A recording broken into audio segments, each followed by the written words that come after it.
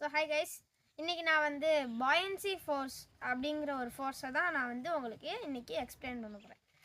அதுக்கு இது மட்டும்தான் தேவை அப்படின்னு கேட்டிங்கன்னா இல்லை, இதில் தண்ணி மட்டும் ஊற்றணும். ஸோ இப்போ நான் என்ன பண்ணியிருக்கேன்னா, இந்த பாட்டிலில், இந்த பிளாஸ்டிக் பாட்டிலில் கொஞ்சம் வெட்டிட்டு அதுக்கப்புறம் இதுக்குள்ளே வந்து ஒரு பாதி லெமனை வெட்டி உள்ளே போட்டு வச்சுருக்கேன். ஓகே, இப்போ வந்து இதுக்குள்ளே தண்ணி ஊற்றணும். தண்ணி ஊற்றுதா பாருங்க. லெமனை பாருங்க,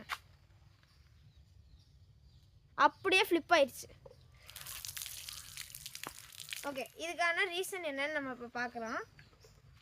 இதில் ஆக்சுவலி நான் இன்னும் கொஞ்சம் எக்ஸ்ட்ராவாக தண்ணி ஊற்றிருக்கணும். என்ன ரீசன்னா பாயன்சி ஃபோர்ஸ் தான். இது எப்படின்னா, ஃபஸ்ட்டு லெமன் வந்து இங்கே இப்படி இருந்துச்சா, இந்த இந்த லெமனுக்கு ரெண்டு சைடில் வந்து கேப் இருக்கும். அது வழியாக தான் நம்ம ஊற்றுனோடனே புஷ்ஷுன்னு தண்ணி கீழே ஊற்றுச்சு. இப்போ அந்த நான் இப்படி அடைக்கும் போது இந்த இப்படி வந்துக்கிட்டு இருக்கும்ல, இந்த ரெண்டு கேப்பில் முன்னையே கொஞ்சம் தண்ணி வந்திருக்கும். அந்த தண்ணி நான் அடைக்கும் போது இந்த இடத்துல ட்ராப் ஆகி அந்த இடத்துல பாயன்சி ஃபோர்ஸ் க்ரியேட் ஆகி அதை அப்படியே இப்படி இந்த இதை அப்படியே திருப்பி போட்டுரும்.